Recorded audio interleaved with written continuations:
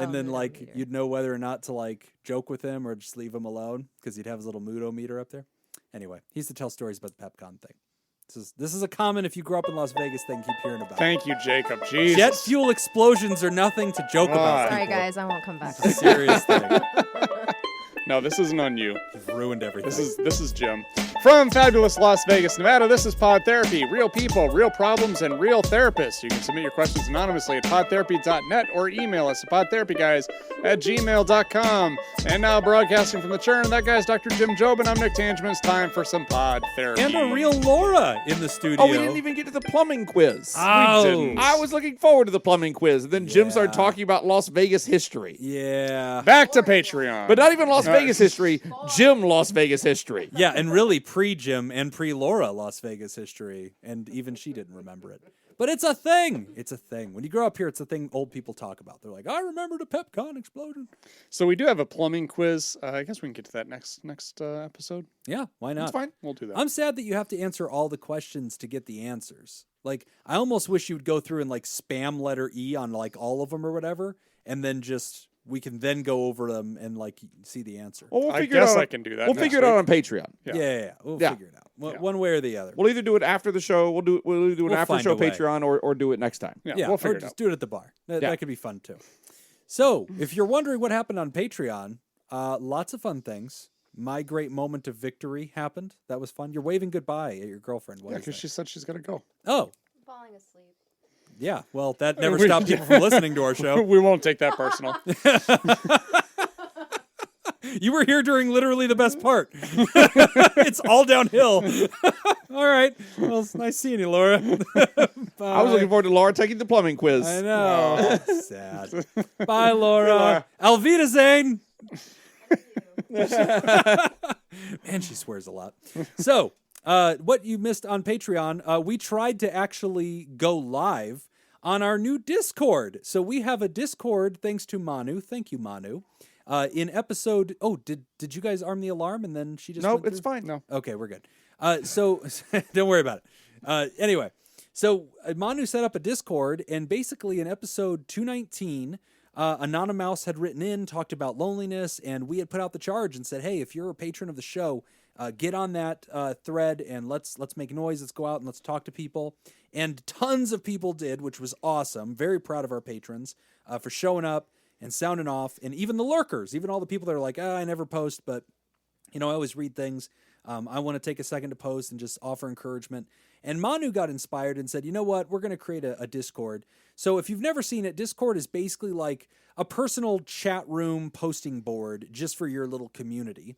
And so if you are a patron of the show at patreon.com/therapy, there is now a new patron benefit, which is you can access our Discord server and you can talk to us. And we're there all the time. Nick and I are chatting with folks on there, and we actually Somebody just figured out who I was. Yeah, because your name is stupid, okay? And people are like, what the hell is this? There was an entire discussion. Your name's stupid. My name is at least obvious. Everybody that knows Doesn't me matter and if it's me- obvious. It's fucking stupid. Fine. I think you're just jealous. Jim Jobin is a stupid name. It's just Good twist on that. Hard to argue. It's just a good twist. Hard to argue. I don't care about your handle. Yeah. That's fine. I don't Sin City, whatever. Just your name is dumb. What is your name? It's NT Host. It's PT Host NT. That's so lame. Pod Therapy Host. Well, Nick you confused Tangeman. quite a few people, but Yeah. so if you want to check it I'm out, mysterious. What can I say? You are very mysterious, an international man of mystery. Check it out. Go down to patreon.com/therapy and you can sign up at any level. And now there is a new benefit. Jump into the actual Shit, Discord. my Twitter is my name, and people don't know who I am, so it doesn't matter. This is true. Yeah, we're not going to hold you accountable for that. But the Discord is a great place to talk to other people. If you're saying, you listen to the show and you're like, man, I'd like to actually interact with this community. It's very dynamic. So we have tons This will of break different- you of that desire. This will break you. That's right. You will join the Discord and never want to talk to us again. But we have tons of little threads in there that Manu's created. She created like a petting zoo where people are posting pictures of their animals and we're all meeting each other's pets. She created an area to celebrate personal achievements, an area to talk out things and get things off of your chest, and just lots of fun little spaces. And this is really going to become, I think, a really cool community center for us. And so Yeah, it was a lot of fun. It's I awesome. still don't know what I'm doing on there, but it's fun to go on and just it's great. and poke around. Yeah, it's fun. I love the chats. I love that people are just chatty in there and just sharing sharing their stories, getting to know each other. And so it's really, really cool. So thank you, Manu, for becoming mayor of our little Theratopia community. Check it out, patreon.com/therapy. You can join the fun and get into our Discord server. And we tried to go live in our Patreon today on our Discord and learned it ain't that easy.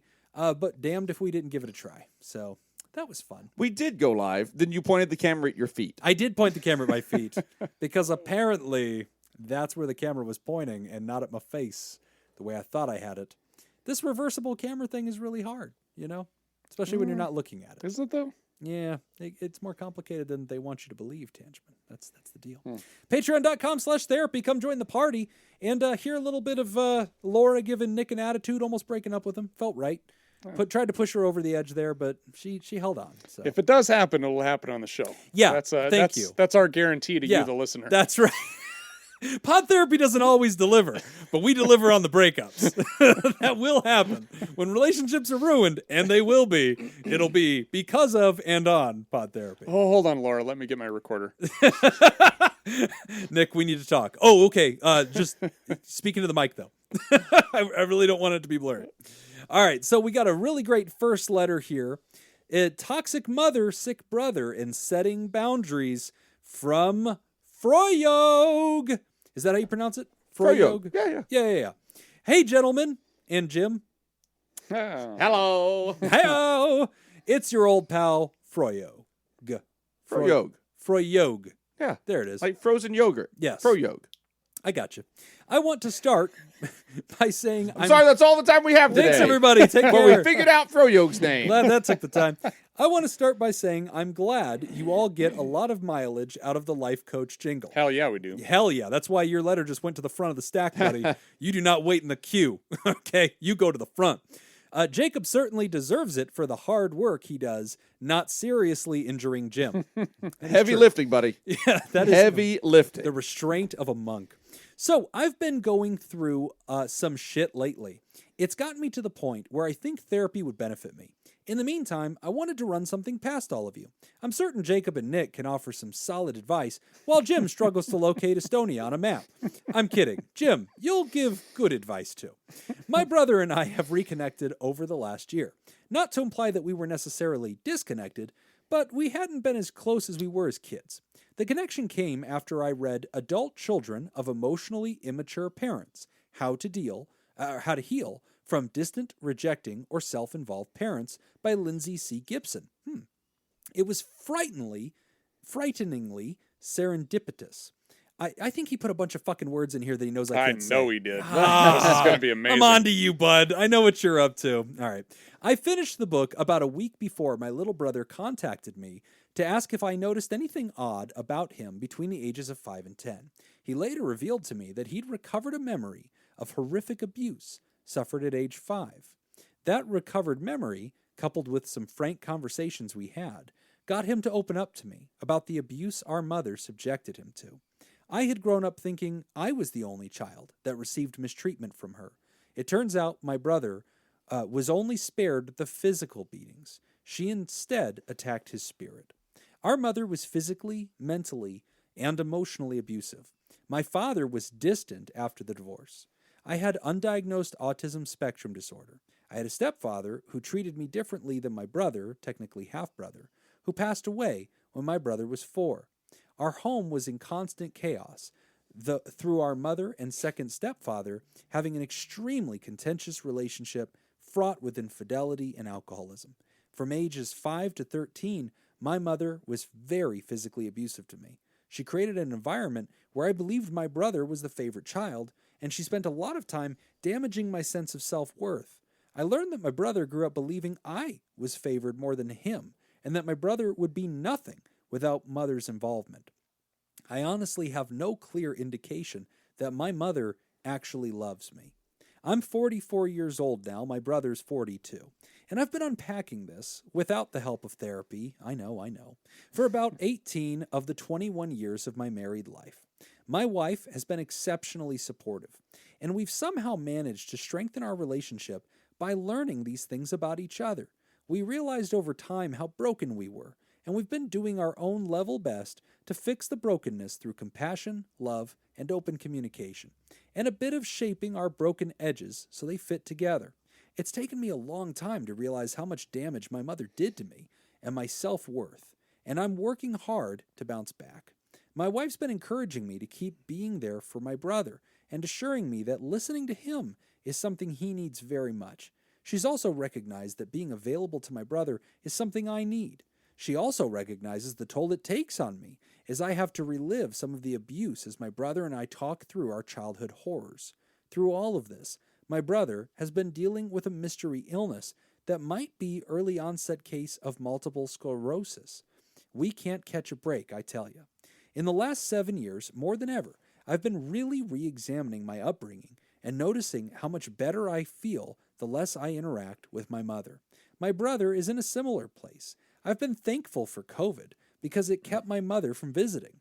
I'm sure the task I need to carry out is to officially set boundaries. However, my grandmother recently passed away, which put me in the same space as my mother. I've been handling it well, I think. Grandma's death added a couple layers of complication that I didn't anticipate. I inherited a small wooden turtle figurine from my grandparents, among a couple of other things, and I was supposed to receive it at the funeral. My mother texted me the day of the funeral to tell me her dog ate the keepsake. Shit happens, so I wasn't really mad at the dog.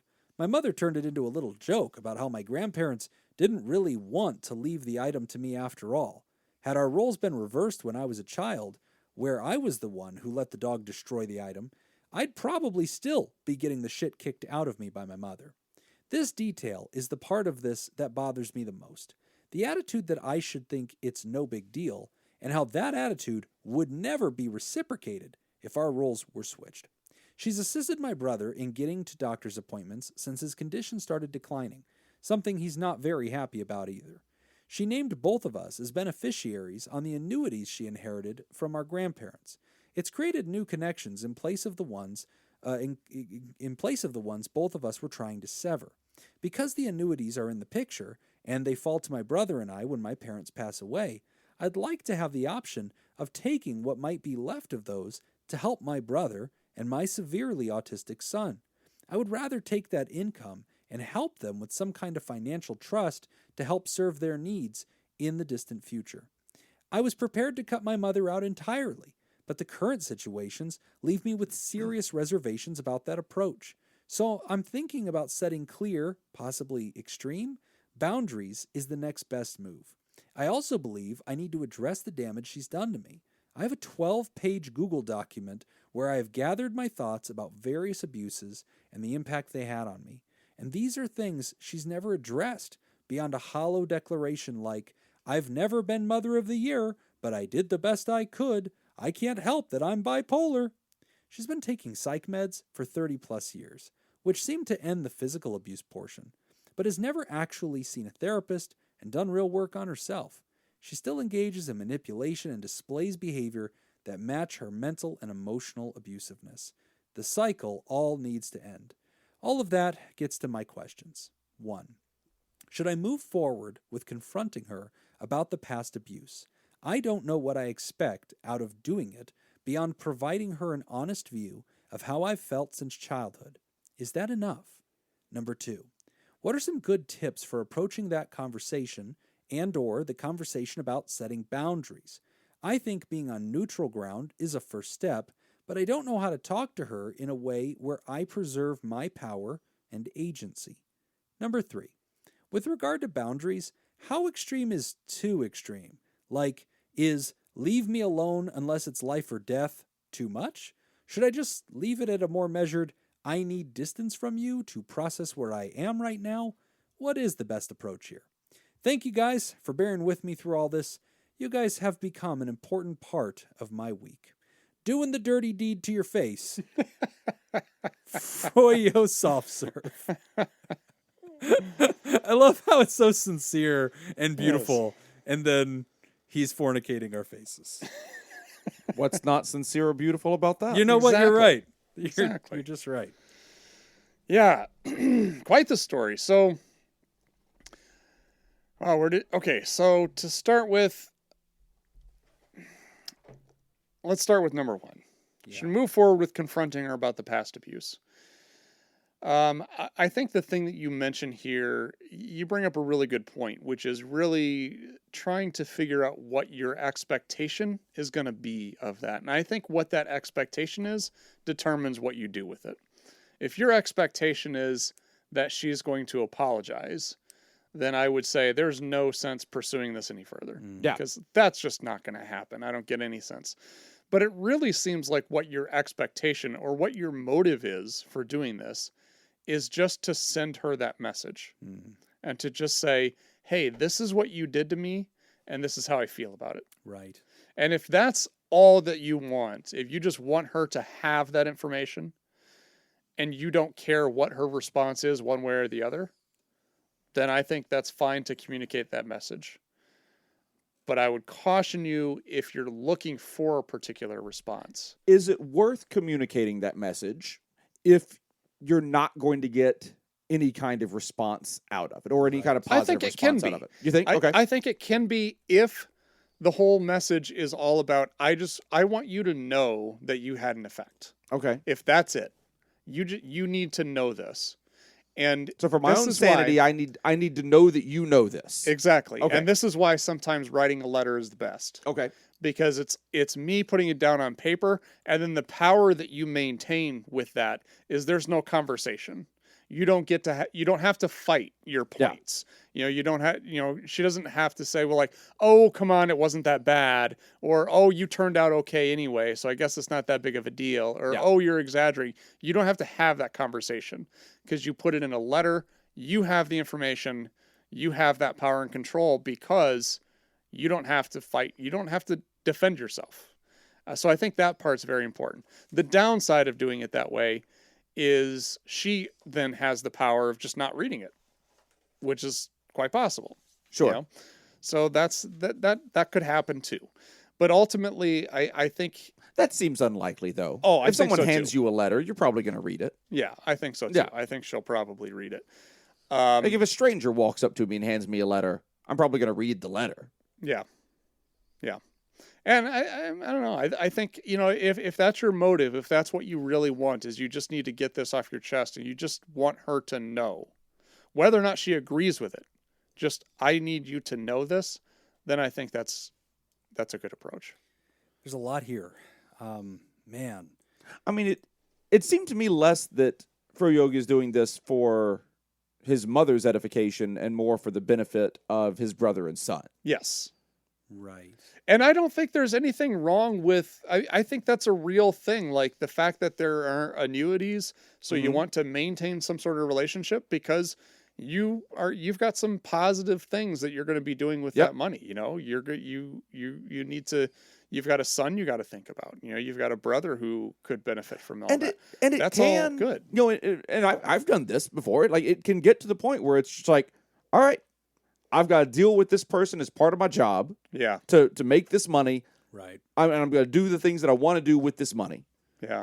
And I mean, that may be a way to look at it. It's just like, I got to deal with you because of X, Y, and Z. I've got outcomes here. And so I've got to deal with you for the sake of my brother, for the sake of my son. That might be it. Yeah. Mm-hmm.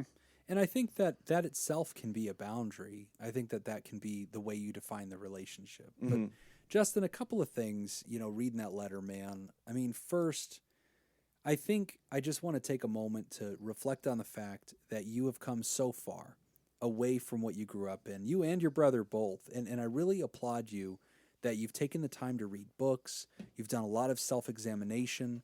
I'm glad that you found a way to make your wife a conversation partner in this. I think a lot of us try to hide these deep existential scars, self-doubt, insecurity.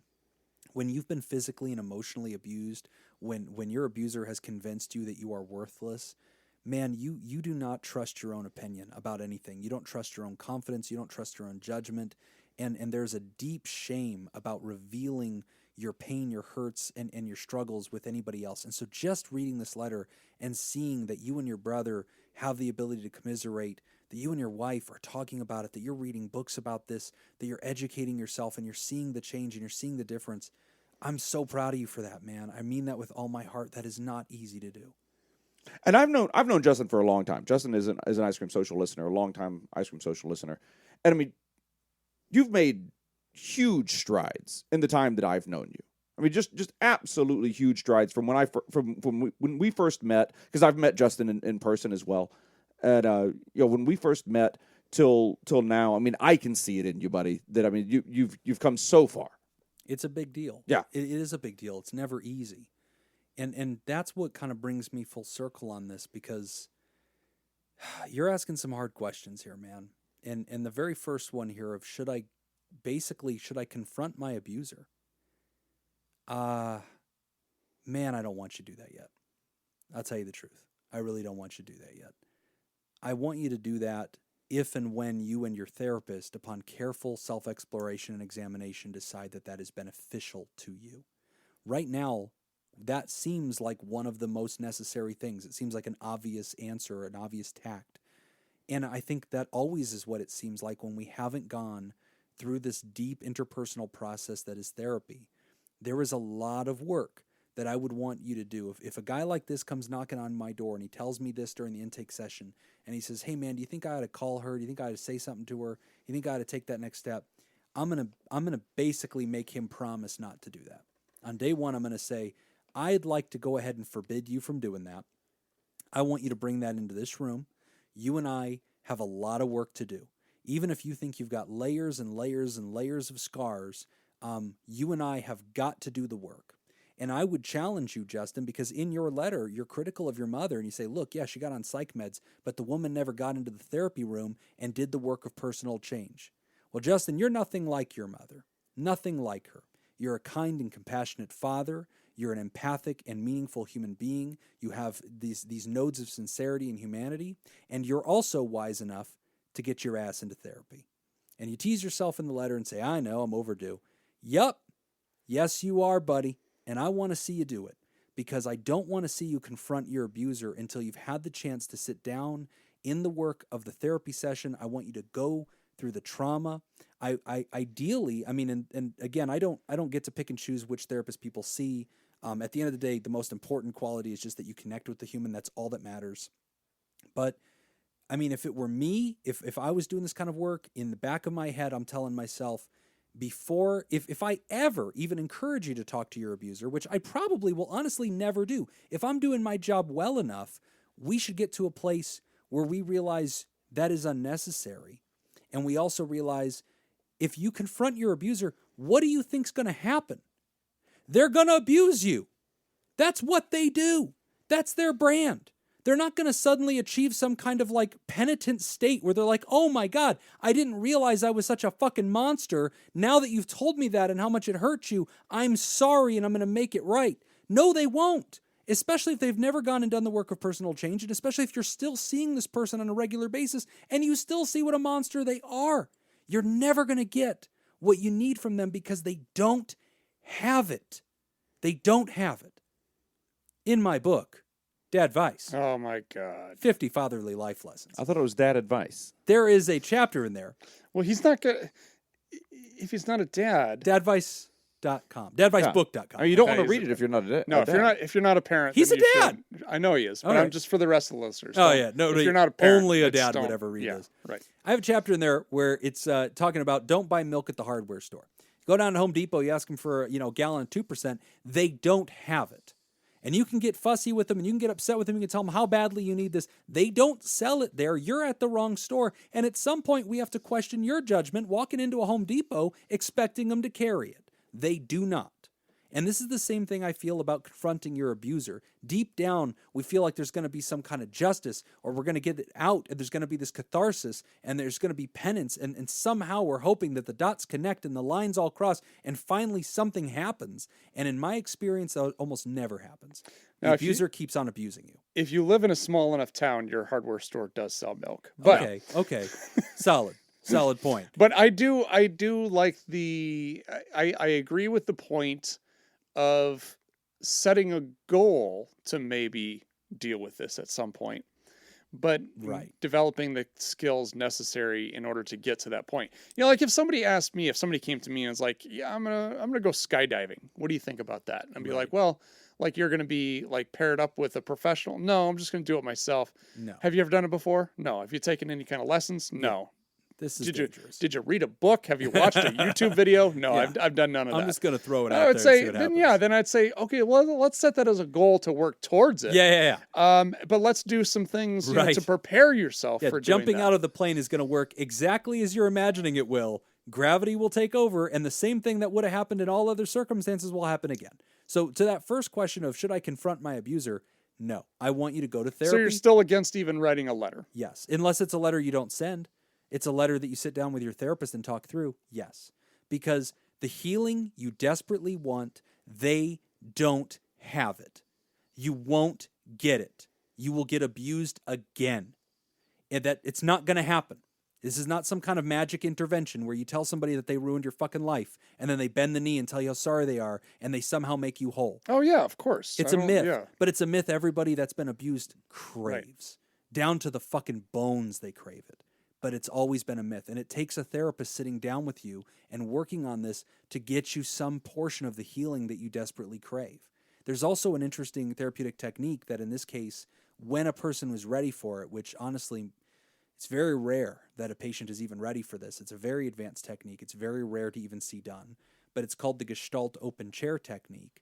And it has to do with essentially saying to your mother what you're preparing yourself to say, but it isn't to your mother, it's to another person standing in as that position. And that is, in all of my therapeutic experience, one of the most profound and powerful things I've ever seen happen in therapy. What happens in that technique is just, it's a very dangerous technique. It has to be very carefully managed. But I would have a person going toward that way before I would have them actually confronting their abuser. So that one's a deep one. And that would be my first, thought on that. Your second point was about establishing boundaries and sort of like thinking about this question of what are good tips for approaching a conversation with her? How do I do that? Do I get on neutral ground first? Because how do I keep my own power, my own agency? And this really, your 2 and 3 points are the same. The third point is when you're setting a boundary, how big of one do you set? Do you say, look, you're dead to me, don't talk to me anymore? Or do you say something lighter like, look, I'm not in a good place, I'm working through some stuff, I'd really appreciate some space? I mean, what do you think about, setting up boundaries? Well, I think part of this would require some insight and looking at how you are affected by what happens, because that's going to depend, that will influence what kind of boundaries you set. So as an example, if you want to maintain power, let's just say power over the communication, you can just say, you can communicate with me through email or text. Okay. Yeah.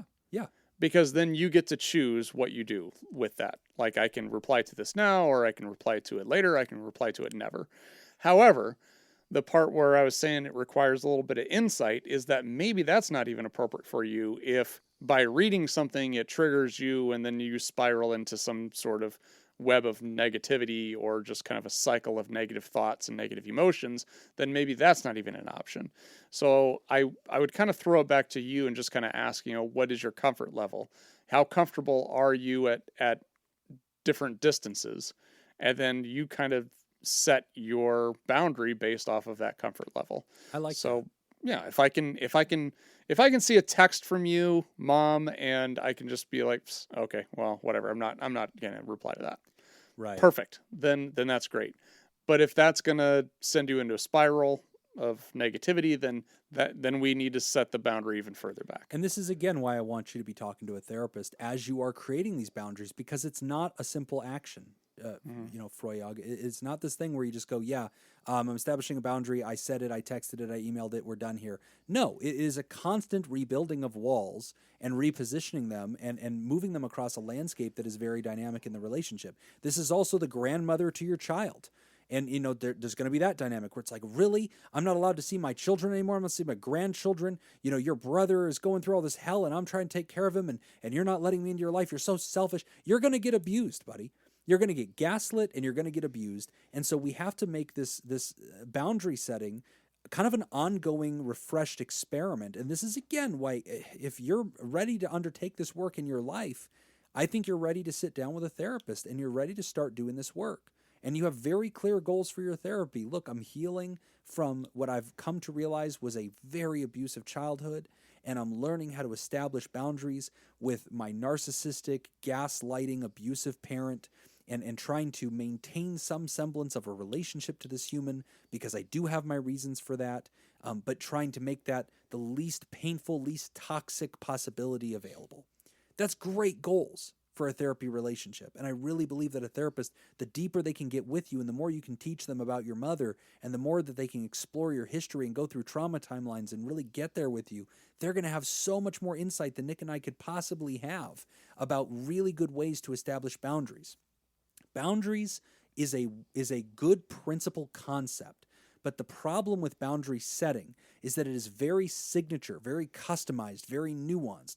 Just as building a real structure like a wall or a fence would be very much dependent on and change according to the landscape. Building a wall in Louisiana looks different than building a wall in Milwaukee or building a wall in Florida or building a wall in Nevada. All these are different realities based on the climate and based on the ground that you're studying there. A therapist needs to join you and study this relationship carefully and study this person carefully in order to give you really useful advice and guide you through what is going to be a hard process. Now, the other thing, too, to think about is a boundary is only as good as the consequence of when that boundary is crossed. Very true. And I think that's something that you're going to need to give some thought to. So let's say, hypothetically, since we already used this as an example, if you set that boundary of, I'm willing to communicate with you, but that's got to be through email or text only, no phone calls.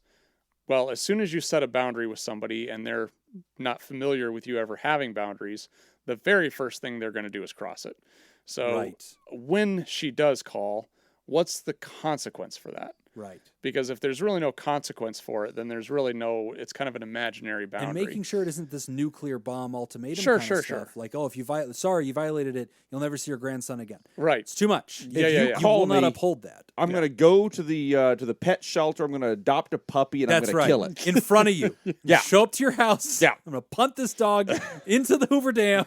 That may be extreme. I don't know. I don't want it to happen. You know, I'm not used to doing this kind of thing. So I'm not sure. That might be too extreme. Well, the funny thing is that we would see this all the time. the working puppy killing thing. Yeah, Oddly, yes.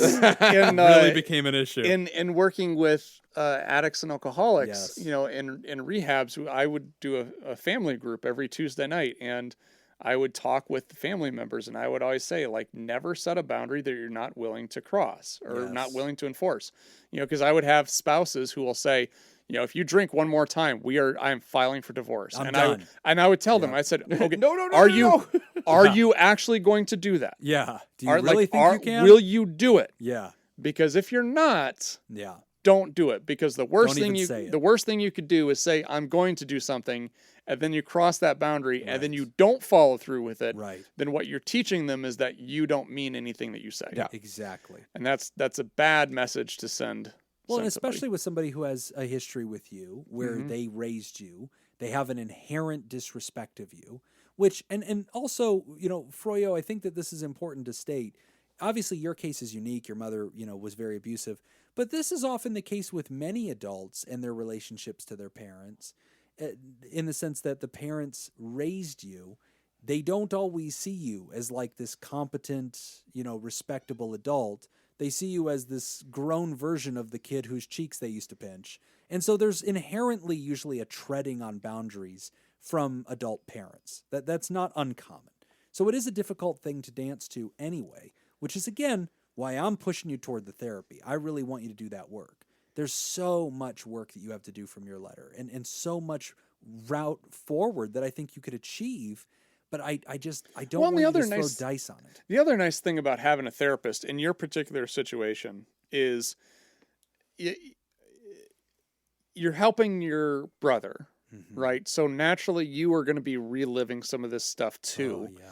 And you've got obviously support from your wife, and that's great, but the nice thing about having a therapist, I've talked about it before.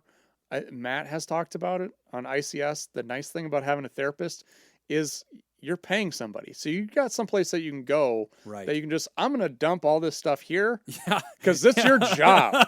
I'm paying you. You are the garbage man. I don't have to worry about how you feel about Right. any of this. I don't have to Yep. worry about burdening you Right. too much with it. Right. Because I'm paying you to do it. That's right. I'm gonna leave $40 on the dresser on my way out. Yep. Exactly. You have just been life coached? By the way, do not pay more than $40.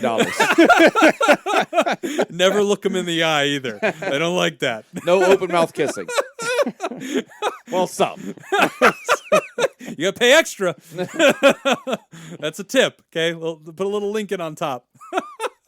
Well, listen, brother, I'm glad you wrote in, man, and thank you for all the support. So you've are given there to any, us. question 3, are there any boundaries that are too extreme? I think that we're talking about those ultimatums, and I think Yeah. you covered it. You know, don't do the ultimatums. Don't come in with this big bad, blow your house down kind of thing. Yep. No, Unless you mean don't it, do right?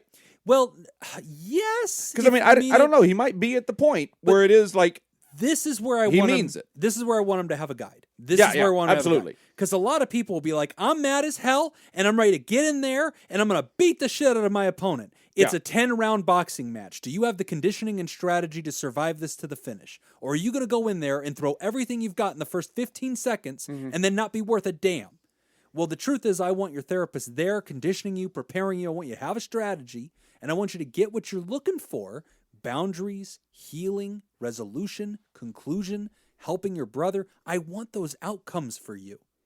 But I don't think they're going to happen if you just go blundering in there ready to brawl. I love the passion. I understand the pain. I want to channel that. I want to focus that. I want to forge that into some tools. If you're willing to do the work, I think you're going to get those outcomes. But I think if you just go blundering into the situation, trying to do what you're proposing here with nuclear boundaries and talking, confronting your abuser, I don't think you go more than one round. I think you swing it all out. I think you leave it all out there. And I think very quickly you ultimately lose that fight. So I want to see you go 10 rounds. I also really like that the analogies that Jim has used in this discussion is things that he knows a lot about. Hardware which stores. is physical fighting Yep. and wall building. Construction, hardware stores, boxing. Physical altercations. Things I feel like I'm an expert at. Yeah, When people think Jim Jobin, they think Right. badass wall building boxer. that's it. Thanks everything that you do for the show, man. We love you. You're welcome. Rooting Oh, for yeah. you. Oh, yeah. Always here for you, man. Also, thank you, Jacob. We're going to take a quick break, and when we come back, we're talking about applying for jobs when you got ADHD. You're listening to Pod Therapy. Today's episode is brought to you by Judy Schneider, Mason Miller, Leon Kassab, Newstick, Dirty B, and Sarah Smith. Would you like to sponsor the show and become a Theraproducer? Go to patreon.com/therapy. This week's trivia theme in honor of our Theraproducers is the Republic of Molossia. What the hell? Occupying a total of 1.2 acres outside of Dayton, Nevada, What? the Republic of Molossia declared sovereignty from the United States in 1999. Oh my God. What is the official currency of the Republic of Molossia? Oh my Is it God. A, seashells, B, Irish whiskey, C, Oh. toilet paper, or D, cookie dough?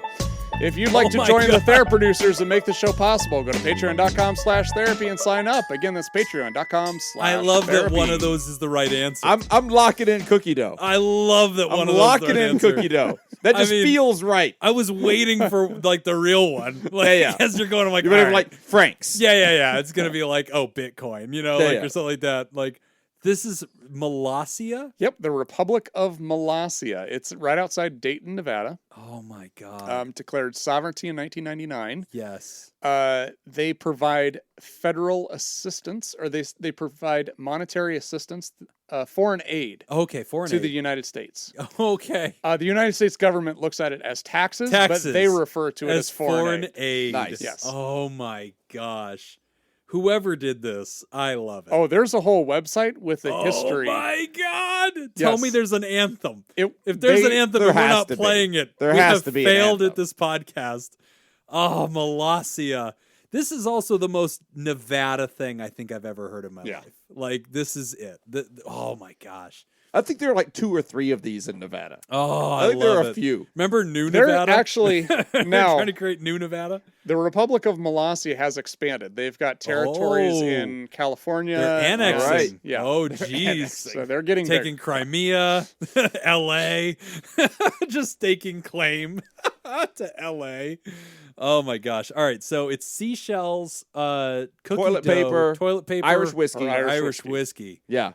I'm going cookie dough. That just feels right. I feel like of all the things, that is strongly likely. I feel like it's going to be the Jameson, or it's going to be the. I mean, I'll tell you my thought process for the cookie dough. Seashells. Okay. Because I feel like someone, when they were writing down the rules for this place, they said, what's the most ridiculous thing that we can make the currency? Yeah. You know what? Cookie dough. Yeah, we're making it that. Yeah. You show up and we shall grant you passage across our front Exactly. lawn.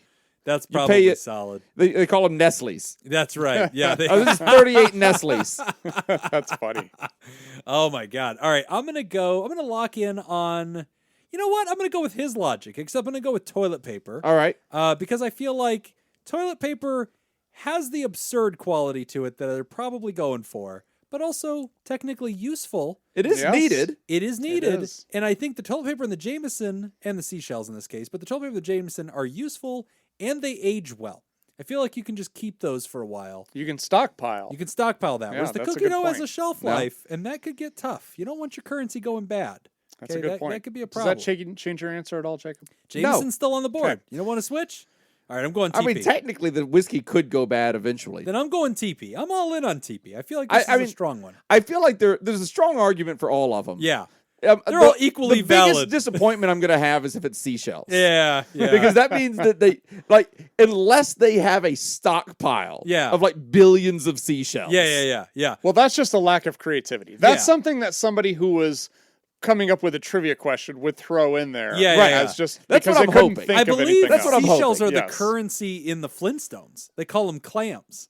Can I get a loan and get 100 clams? Right. Yeah. The answer is cookie dough. Oh, All right! shit! Wow. Yeah. Is there any explanation to it, or that's No, just it? Not that I was able to find. Okay. Wow. So I wonder if different cookie doughs have different value. Oh. Yeah. You think know? peanut butter and chocolate chip cookie dough I mean, is how more would valuable? you rank that? How would you rank? I mean, it's more valuable than sugar cookie dough. Oh, hell yeah, it is. It's more valuable, Well, I think, than chocolate chip cookie dough. I don't know, buddy. I think chocolate chips tippy top. I think that's a hundo. I think chocolate chip. Chocolate is the chips top. your hundo. I That think might be. It That's might your be. platinum. for me, that would be. Well, For that's me, gobs of You that. throw the peanut butter in there, that's better. Oh Yeah. man, I don't know. I Maybe it's more of a barter system. Maybe you come to me and you're That's like, right. I'll give you a tube of chocolate chip cookie dough Yeah. for that weaving that you've just made, Yeah, Jacob. yeah. This And I tapestry. say, oh no, not a No. tube of chocolate chip cookie Yeah. dough, but you make it chocolate chip and peanut butter cookie We dough, got a deal. and you got it, buddy. Yeah, and throw in 2 goats. Yeah. We've got to have those goats or no deal. Right. All right. So Because they won't definitely- make me feel bad. Ah. You guys should see if you could find the anthem of Melania or whatever that place. Malasia. Oh, my bad. It's not the former president's wife. Great. Now we're gonna get war declared on us. Ah, Thanks, shit. Jim. My bad. That's actually the next question, but we'll save that. God, can we get them teaser. as a guest? Oh, that'd be so much fun. Probably. ADHD. I'm and sure applying this for guy's jobs. not busy. I'm sure. I feel like we don't really want to. Oh, I do. I think the idea do. of this is much better. I want to meet El Presidente. Oh, that sounds like a great idea. It's a republic, right? Yeah. All right, so see. No, it hasn't always been a republic. Oh, wow. They had some turmoil. They had a revolution. Oh my actually. God. There's a whole fucking story. I'm not kidding. Psyched. All right. ADHD and applying for jobs. Dear Pod Therapy Guys, I'm currently searching for a new job, and it's having a negative effect on my self-esteem and sense of self-worth. Yep. I'm 28 years old. I've been at my current job as a technical writer for a software company since college, almost 7 years. Although I've passed screenings and had repeat interviews with several companies in the past year, I haven't gotten any offers. I have ADHD and have struggled with depression and anxiety. I currently manage pretty well with the help of therapy and medication. However, the process of applying to jobs feels like it was engineered to be difficult for me. I can barely follow a to-do list, and repetitive tasks like, say, applying for a job every week just aren't my strong suit. To make matters worse, each time I get rejected, it feels bad, and I tend to avoid applying for more jobs because What's the point? I know that the most likely outcome is that I just end up feeling bad again. In fact, a past job interview was one of the reasons why I first sought out therapy. The interview was so unpleasant that I was literally traumatized and couldn't apply to another job for years, no matter how much I wanted to. The best part of that story is that they actually offered me the job. Needless to say, I didn't take it. I try to keep things in perspective. I get a lot of support from my partner, my family, and my friends. I know I'm more than my career and that I'm worthy of contentment and success no matter what. I'm also pretty sure that the way most employers approach hiring is fundamentally broken. However, I'm having trouble coping. As I see it, I'm almost 30. I'm good at my job and I have years of professional experience, but no one seems to want to hire me. Here are some of the questions I can't seem to answer. How do I stay motivated when months or years go by with nothing but rejections? How can I deal with feelings of shame when I have to admit to my friends that no, I still haven't found a new job? Why does something as basic as finding work seem to require superhuman resilience?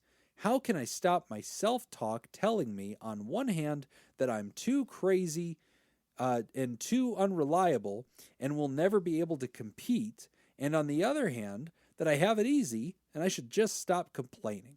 Love the show. Thanks so much for reading and for everything you guys do to help folks like me. Sincerely, Ben. Pronouns are he, him, and his.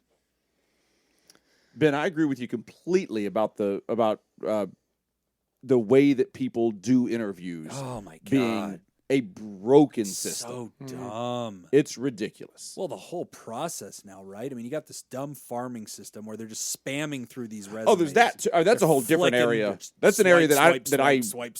hardly ever have to deal with. Gross. And then, when you meet these people now, a lot of times they're putting you like on trial, you know, Right. and they're just challenging everything you say, or they're giving you a hard time. The whole system is deeply, deeply broken. Because I mean, I have to hire people every so often, Mm-hmm. and I mean, I really do. I want someone who seems smart, who seems that they're going to be happy to be there. And don't snitch. Snitches Top get priority. stitches. First thing I ask. Yeah, I don't want to have to cut somebody on day 2. No, I mean, I want them to be smart. I want them to be happy to be there, and I want them to be on time. Yeah. And I'm kind of done. I have very few requirements And of like you. beyond that, I'm just like, I'll teach you whatever I need to teach you. Right. The rest will fall into place. Yeah. See, but you're approaching interviewing in a very human way. I think that there's a And lot of empathy. I don't have to interview tons of people. I don't have to hire Right. tons of people. I Right. have to hire a couple of people every so often, Exactly. and that's it. Yeah, you got to figure for folks that are living in that world where their whole job is to interview and hire Yeah. and go through resumes. I think they can become kind of callous. You know, I'm sure. Who wouldn't? You know, I don't blame HR people. They're very empathic as a species. But, you know, you get them on this situation where they're burning through these things all the Yep. time. They're not putting a lot of human thought into this. Yep. Mm-hmm. Yeah, I mean, one thing that I mean, as we were reading this, I was thinking like, did I screw up? Like, did we already answer this one? We had And a it was similar one. We've yeah. had a lot of these. Yeah. Which I think just speaks to the whole nature of this Yeah. this problem. Like, it's Mhm. very common, and a lot of people can relate. We've had a lot of people write in with this exact Yes. same thing. So, Yes. number one, I want to normalize this. Right. There's nothing. Now, I do think that you have some things going on here that make your case pretty extreme, to the sense where it's almost debilitating. But that being said, I do think that there's a lot of people who can relate to everything that you're talking about. Absolutely. And just the frustrating nature of it. One thing that I've done in the past is I try to remove my feelings from it as much as possible. And I try to look at it more as a math equation than anything else. Yeah. I don't try to look at this as being, this doesn't say anything about my worth Right. as a person. No. And it says nothing about my worth in my profession. Right. It's strictly statistics. Yes. That's what I remind myself. Yes. It's just a numbers game. Yes. If I'm fishing and I've got one pole in the water, I may catch a fish. Right. If I've got 30 poles in the water, I'm going to catch more fish. Right. And so that's all I really think about as far as, or you might not. or Yeah. am I not? Yeah. That's true too. Also an option. That's true Right. too. It increases my chances, but nothing's guaranteed. Right. So that's what I always think about. Like if I'm filling out or applications, sending out resumes, for me, it's just a fishing pole. That's Right. it. And I'm just saying, like, I'm just going to put as many as I possibly can just for a numbers game. And it has nothing to do with my value. I love that. I really do. And, Ben, several things you're doing right. And I just want to congratulate you on it. First, after a really bad experience, you said, all right, I'm going to do the work. I'm going to go talk to a therapist about this. And I'm going to stop sitting here and hating on myself and getting into a toxic mentality. I love that you took that action. And I think that's a great advertisement for all the listeners, because a lot of people don't think of job searches as a deep existential and emotional experience. The hell it isn't. It is absolutely that. Now, do I wish it was? No. Do I wish it could just be a statistics game? Yes. And do I think that's a wonderful way to think about it? Yes. And I still understand how easy it is to slip into the trap of taking it as some kind of referendum on our human value. I think especially men, a lot of times we struggle with that. We tend to identify a lot as our career or as our job, and this is somehow the estimation of our worth. It's the way we introduce ourselves to other people. It's the sense of being connected to others and community. So I get it, Ben. You're not crazy for slipping into that. But first, I want to congratulate you on getting into the therapy. I think that that's huge. I also want to congratulate you on the perspectives that you have, where you say, look, I guys, don't worry. I do a good job of telling myself the truth. These things do not matter. I do have good support. But what do you do when you're just perpetually stuck? What do you do when you're just kind of brute forcing this thing and grinding it out? I mean, gosh, buddy, I'll give you the little tips I have about like how to improve a little bit of your odds. I mean, and just because I don't want to pass this question failing to offer that. One of my favorite tricks with Indeed is, again, this isn't so much therapy advice as it is Jim's fun life hacks. And I've said it before on the show, but I'm going to say it again in case you missed it. Go into Indeed, create an employer account. It's free. And you can just use a different email, use the same email. It doesn't even care. It really doesn't even matter. But log in on the employer side as if you're going to post a job. Go into the search bar, search for your exact profession that you're targeting, the exact job title that you're hoping to one day be hired at. And what it will do is it will pull up a bunch of resumes in your area that match that job title, where people either have that job or they are saying that they want that job. It will erase the candidates' names because it wants you as the employer person to pay money to see those. But you don't care about their names. Here's what you get to do. You get to study their resumes. And you get to say, all right, what are these people advertising? What words are they using? How are they describing? What kinds of skills are they saying that they have? What are my competitors doing that's giving them an edge whenever these HR people are looking and comparing both of us? So that's one trick that I really like for you. I just think it's a great way to kind of sneak behind the veil here and kind of see things as it is. But the reality, my friend, is that I like that you're challenging yourself to respect and appreciate what you already have, to not see this as a referendum on your existence or your meaning or your value as a human being. That would be a desperate mistake. It would just be terrible. I don't know why you're not getting picked. I don't know. And I'm sure that even the HR people don't have a strong reason. I'm sure it's just, every time you're just up and there's just somebody else. There's just another candidate that just already has that job today or whatever. Their name comes up in the Rolodex. I highly doubt that it has a lot to do with you. But in this situation, man, I love your resilience. I wish that there was a magic trick that I could say, oh, here's how to not hurt from this anymore. I think you also are allowed to give yourself permission to stop for a while. You mentioned that after that traumatizing experience, you kind of took a break from the job search. I think you're allowed to let it cool off. I think it's kind of like the housing market when you're looking for a house and it's like you look around and you're kind of like, man, I just don't like anything that I'm seeing for the price. And it's like, maybe now's not the time to buy. And that could be the truth in job search too. If you're looking around and you're just getting passed up and you're not getting a lot of looks, sometimes you just got to say, all right, now's not the time. The market doesn't favor me right now, whatever. Timing's wrong. Take the hint from the universe. Give yourself permission to just kind of knuckle down and do something else for a while. Circle back to it, I think, whenever you're ready again. Yeah, I mean, the other thing too is, you talked about how stressful it is right now, really just applying for one job a week. And I agree with, taking a break if you need to. Now, when you get back into it, what I would encourage you to do is increase that, more than just one per week. Because like if you're Right. putting out one per week and you don't get that one, Right. you're putting all of your eggs in that one basket. Well, yeah. And so the emotional damage inflicted by that, Right. I think, is multiplied. Good point. So That I goes mean, to your fishing pole metaphor. exactly. I mean, So if you're I'm staring at one line and it doesn't bite, you're like, oh my God, I suck at fishing. And it's Yeah. like, Yeah. well, Get a little There's scatter one shot line. going. yeah. I mean, if I only had to fill out one March Madness bracket, Yes. I would be devastated. Yes. But if I got to fill out 50 of them, Right. I'd be like, It'll that's be just fine. one. That's One of one. them- I don't Yeah. care. Yeah. So Ken- so I threw Ken- away one of them picking Kentucky Iowa lost. to finish it. Oh, well. Yeah. Nobody cares. Nobody cares.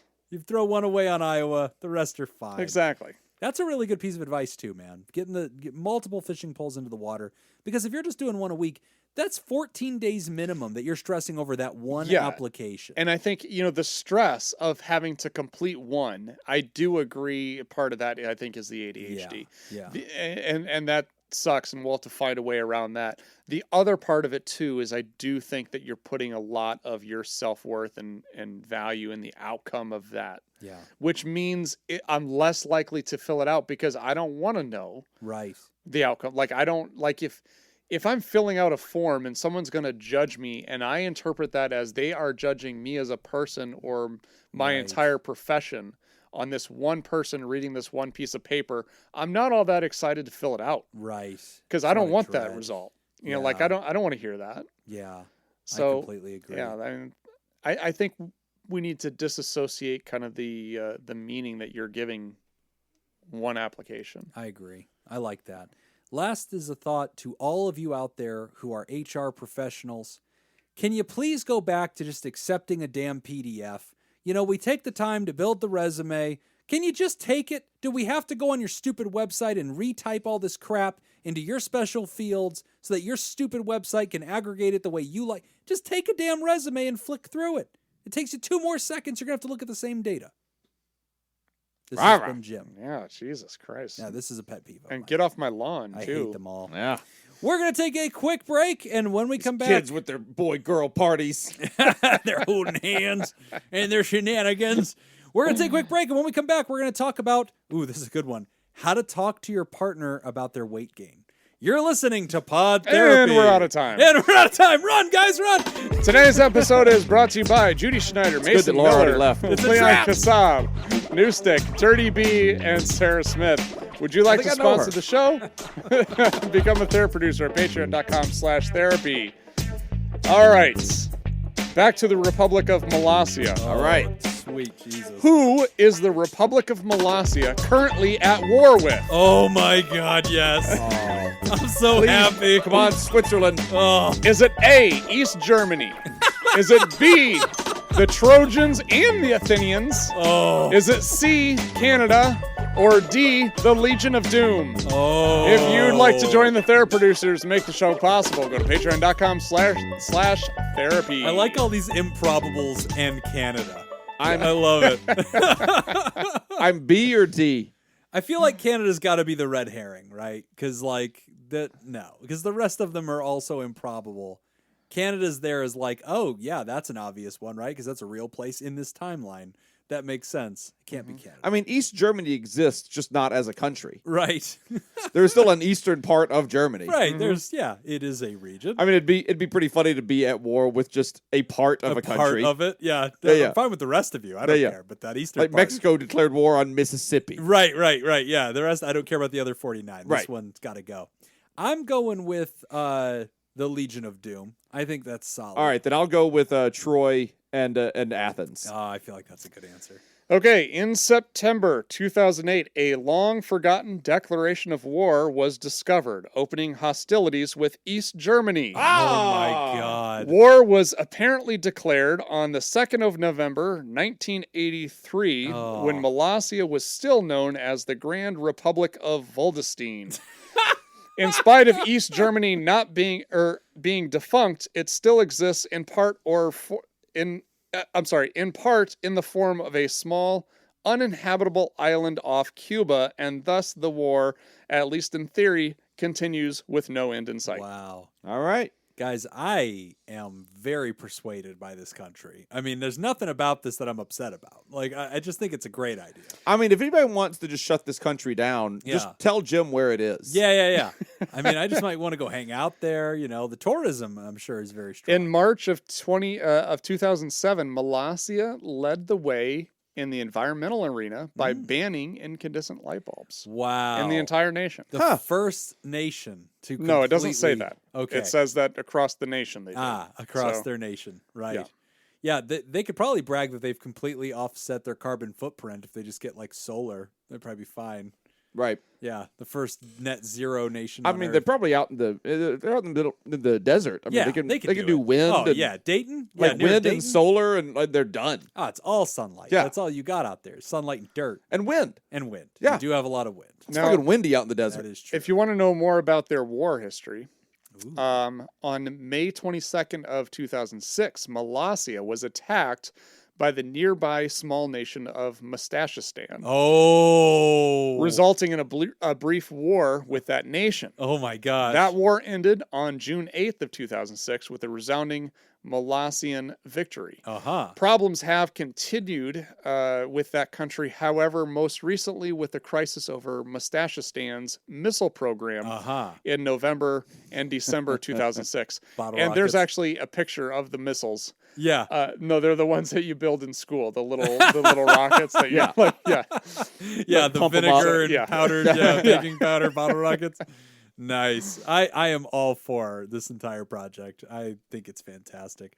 If that person sends us $1 and sponsors the show, I will just do nonstop plugs for that country. There needs to be like a tourism bureau. They're not going to send us $1. Yeah, they're going to send us some cookie dough. But that's way better than $1. That's way better than $1. We want peanut butter and chocolate chip cookie dough. We should figure out how to send like an emissary or something like that. Like from I think you just drive out there. I'm not driving all the way out to I think that's it. I'm actually going to be up there like in a couple weeks. Oh my God, go get a t-shirt. I'm going to be in Dayton. Yes, I think that you should absolutely do that. While you look that up, I'll read our last letter for the day. Talking to my partner about their weight from Anonymous. Hi guys, I've been listening to the show since your last Reddit AMA, and I've now almost gone through all of your episodes. In fact, I'm dreading the near future where I won't have any more Pod Therapy episodes to binge listen. Hey, Anonymous, go to patreon.com/therapy and you'll get another hour per episode of extra content. Oh, there you go. Pretty close to an hour. Go check it out. Patreon.com/therapy. The fun doesn't have to stop. So, my partner has always struggled with her weight and has a complicated relationship with food and her body. Like for many of us in our vices, this is always worse when there are contributing factors such as stressful periods at work. Generally, she also struggles to talk about things that she finds difficult to face, be that her struggles with weight loss, financial woes, or anything else one might find uncomfortable, but unfortunately also necessary as part of being an adult. Without going into too much detail, my question is this: is it ever okay to ask one's partner to have a conversation about their weight? In my mind, there's a difference with approaching the subject from a health perspective versus an appearance one. But how can you make sure that the other person knows you're sincere? On top of that, how do you talk to somebody about being unhealthy when many of us, myself included, have other habits they might consider unhealthy, like drinking too much or being too lazy? We're at a stage in our lives where we're talking about having kids soon, and I worry that as we grow older, all this is just going to get more complicated, both physically and emotionally. I love my wife, and I don't ever wish to see her suffer, but I also want what's best for her. I know that weight loss is not something you can force on anyone, and she has to make both the decision and the effort, but is there anything I can do to help without hurting her feelings? Thanks again for all you guys do. Please feel free to cut this down if you need to. Anonymous. Don't you worry, Anonymous. We cut nothing from your letter because we are lazy. I think. I don't know, unless you cut something and I didn't know about it. Nope. There you go. I mean, I think just yes. You think, okay, so in this scenario, I think the question was, are there times when it's acceptable? I think yes. How do you do that? Because somebody could be With hypersensitive about it. You do it with love. You approach it from the angle of, before I say this, you need to know why I'm saying it and the spirit that it's offered in. Sure. Kind of come in with that. Okay. Yeah. Hopefully you and your partner have a relationship that you talk about kind of anything and everything type of a relationship. And if you do, I think it's only going to, well, that's, I was about to say it's only going to be as big a deal as you make it, but that may not be true. Right. But I think if you make it not a big deal, then it's possible that you might get through it and it'll just be fine. Yeah. Yeah. I mean, definitely you want to believe that couples can have talks like this, but we'd also be naive to pretend like it isn't a very sensitive subject. Of course. And the writer says as much, says, look, I don't know, what your spouse is like, but my spouse is very sensitive about criticism, struggles with this, is already kind of gets into self-hatred spirals. And that can be really hard when you want to give somebody not tough love, but you do need to challenge their behavior or their life at some point, but they seem very fragile. That can be really hard to do and not damage them. I think to answer the question, is there a way that you can do this? Yes. Is there a way that you could do it without hurting anyone's feelings? No. Probably not. I think feelings Somebody's are gonna be a little gonna upset. get hurt. It's gonna happen. Yeah. Now, this is a really difficult conversation to talk about. Like if you wanted to, like if the concern is health, right? If we're talking about like, look, we're going to be having kids. I'm really concerned if we don't, get things in order now, it's not going to get easier with kids, which you're definitely right. And by the way, it only gets harder the older you get. Exactly. Right, Yeah. right. And so, Holy shit, is it harder for me to lose weight than it was like 2 years ago? yeah, right. same here. Like that metabolism shit falls off a cliff. Oh yeah. Yeah, it does. Right. Yeah, I mean, and if you're talking about like, I'm really concerned about our health, I want both of us to be around when our daughter gets married and when we have grandchildren and all that. I want us to be in good health. I want us to be able to retire and be able to go do things and be healthy enough to go do things. Like if that's your concern, then I think the best way to approach this is to talk about what you're going to be doing too, and not make this like, hey, I'm really, you can say I'm really concerned about X, Y, and Z, as far as your health goes. But I don't forget about you, because you had talked about, I understand I do some unhealthy stuff too. So bring something to the table. These are the things that I want to work on myself, and I would love if you were to join me in doing this, and let's work as a team to do these things. Yeah. Because it becomes very complicated when you've got one person who's really serious about making some change and the other person that's not. Right. And they're in the same house. A way that I might approach this is to say, hey, I'd like to do this. I'd like for us to both lose some weight. And one way that I'm thinking of is doing meal planning or something of that nature. Making it a group and project. So let's from now and what I'm getting at here is come at this with ideas loaded. I like that. Yeah, being solution focused. I've already got some strategies here that I think we might want to try, and like take a day or so and think. And if there are strategies that you come up with, I want to be able to talk about those. I want to have a little back and forth on this. And so let's tackle this as a problem that you and I can tackle together. Right. And this is something that we're going to go after together. And so maybe something along the lines of, we're gonna start eating a certain way, and you can do it in ways where you say, we're only gonna eat together. We're not gonna eat separately. We're only gonna eat together at the meal times that we figure out, and and we're gonna have the same thing. There's not gonna be like food for you and food for me. None of that bullshit. Right. Because that's gonna be a problem. Don't do that. By the way, don't do that. Don't be like, oh, you're on broccoli and asparagus over there, and I've got my burger and fries. Okay. Yeah. That's going to be a problem. Yeah. Yeah. That's going to be a problem in about a month. Yeah. Side note, that happened to me when I was married. Yeah. Because my wife at the time was trying to lose weight and all this. And so she was getting frustrated at me because, like, my weight was fine. Yeah. I was unhealthy. Sure, but you're just eating whatever but- you wanted. And she's yeah. like trying to drop the weight. Yeah. And so, I kind of had the perspective of like, okay, well, this is your problem. Why do I have to change what I'm doing because you're Oh. doing this? And then she was like, okay, well, you work with alcoholics, right? And I was like, yeah. She's like, so if you had one person that was trying to quit alcohol and their spouse was continuing to drink, how would you deal with that situation? Yeah.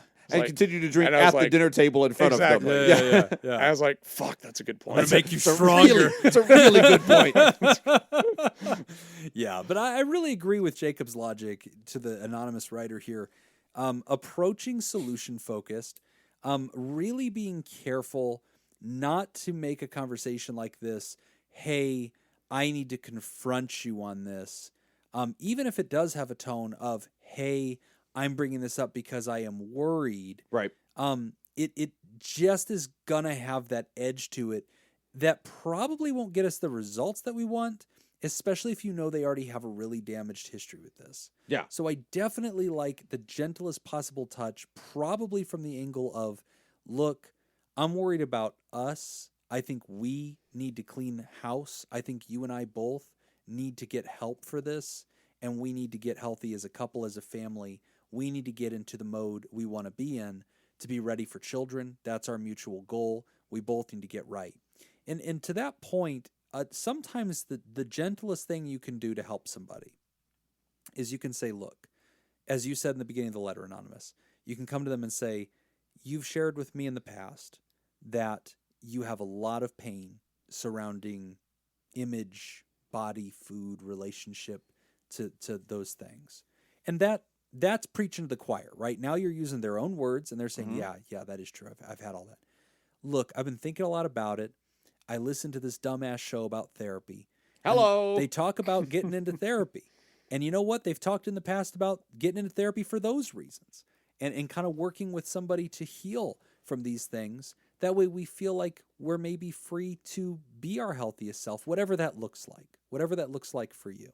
But I just want to come to you and say, is that something you're interested in? Because I would support you if you want to get into therapy, if you want to work on some things on that emotional mental health level, because I don't want you to feel like you're not whole. I don't want you to feel like this is a barrier. Sometimes that angle, Anonymous, is a much gentler approach. It demonstrates, look, I share your also concern about some of these big picture things, but I also respect and understand that you have deep wounds on this, and nothing's going to change until you've probably had an opportunity to address that. And I was listening when you told me about your history. I was listening all those times that I could sense this in you. I love you. I want you to feel better. Mm-hmm. Can we start with that? Is that, and if they say, oh, you just want me to go get therapy because you think I'm fat, that's not what I said. That's not at all what I said. I want you to get into therapy because I think you're hurting. Is that true? And if they're like, well, yeah, it is true about this, I'm very sensitive about this, well, then maybe you should get some healing for that. And I think you can express your concerns. And I think the next thing that you need to do is assess your wife's motivation, or, where is she at as far as the stage of change with identifying, does she even identify this as being a concern? Is it a concern for her? Mm-hmm. Because if it's not, then that's all the further you really go. Right. You can't make it become a concern. Right. If it is something that she's concerned about, then you have to look at it from the perspective of how can I support you in Right. doing something about it? And I think the number one thing that you need to do, if you start with nothing else, you have to start from the place of compassion.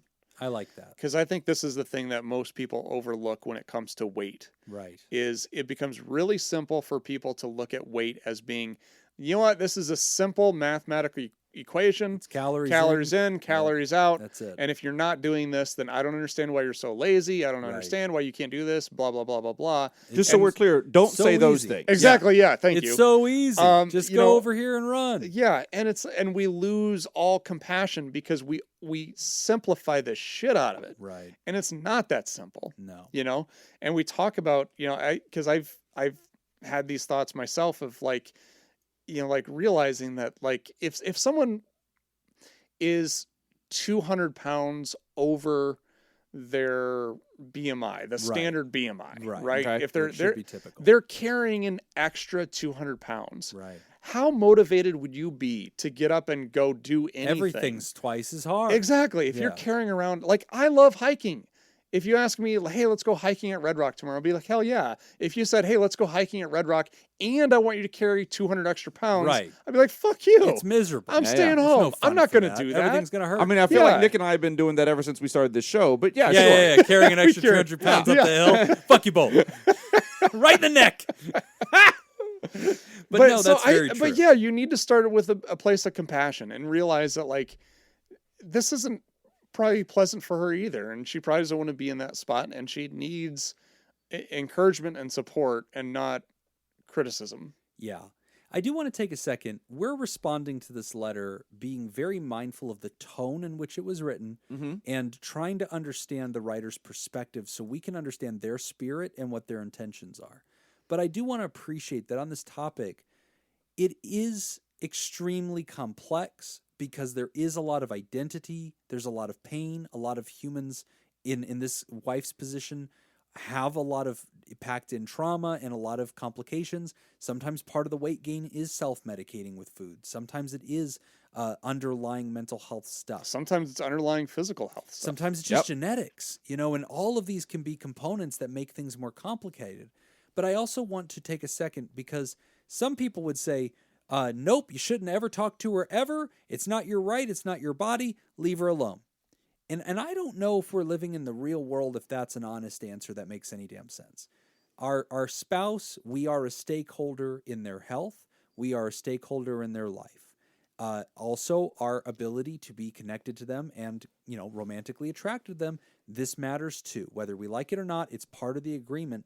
And if there is a big problem there where it's like, gosh, this is becoming an issue for me, it's a distraction for me, we have to acknowledge that we live in a universe where there's going to be a need to address that. And as Nick said, there's almost never going to be a scenario where it's pain-free. And I get how difficult it is. And I've talked to people over the years that have brought this exact question to me and said, I want to confront my husband on this, but I don't want to destroy his self-esteem. If I confront my husband on this, it's because I want him to get healthier. But if I do this, he's going to pull away from me. The exact opposite of what I want is going to happen.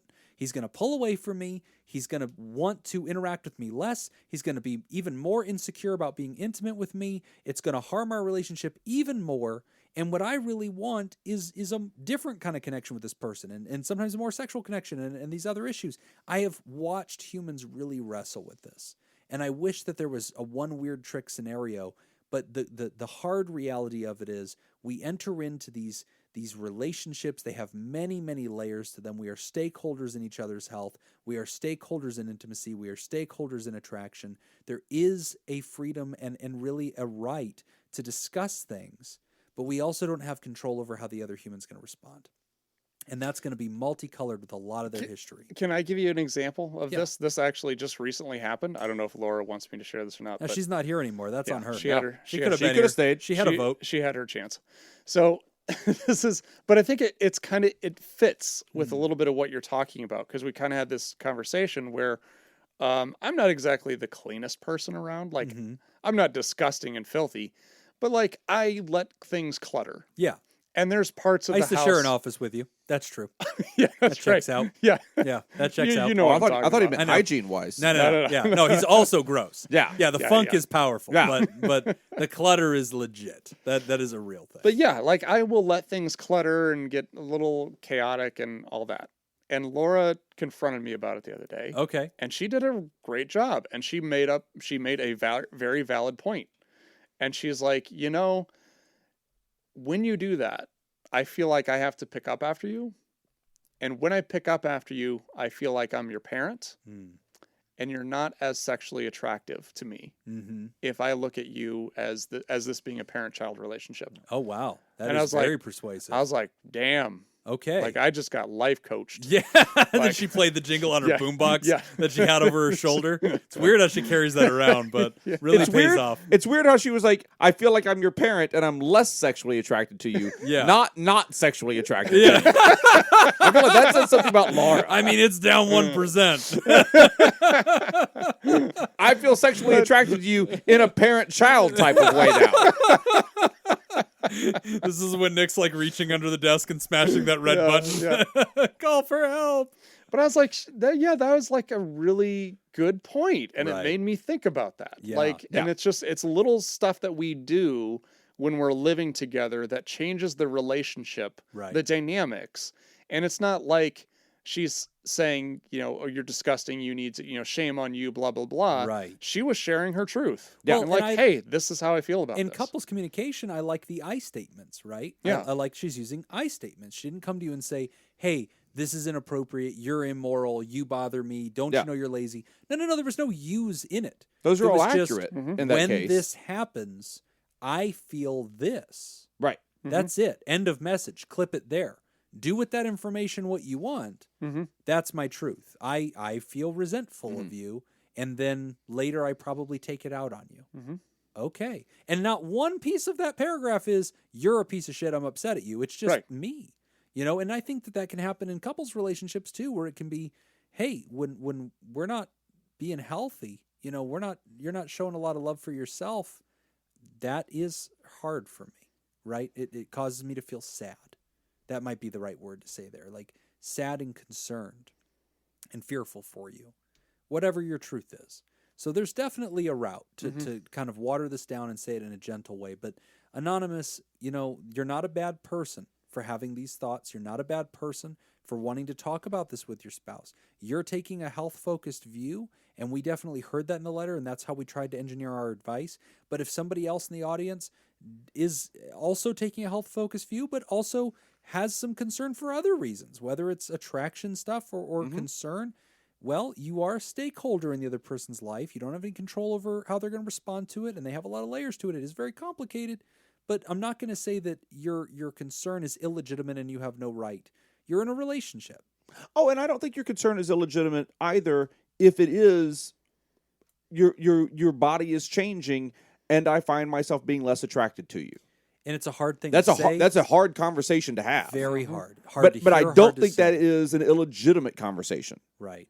I don't think that's a terrible. I don't think you're a terrible person if that's your only feeling, and it doesn't sound like it is. And I'm saying that for other people who are listening who may have the same issue. Exactly, and it's very hard to get it right because the other person might hear that and go, "Wow," and you are abusing me. You are, and that's really hard because they may cast you as the demon, as the villain in this case, and it's really hard to dodge that because you are saying something really unwelcome, really unpleasant that has sort of this tenor of violence to it. And you by don't the need way, it to have that. you're also saying something that they also already know.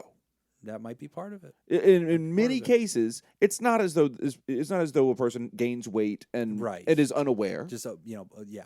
But that again, to me, I'm always interested in the mental health piece. If you're writing a letter like this, that's because you already know your spouse has deep emotional connection to body and to image and to some of these challenges. If you know that there's already a really pulsing, big, fat red thumb that was hit with a hammer, of emotional health attached to this, and you're like, how do I poke that in a way that will get results?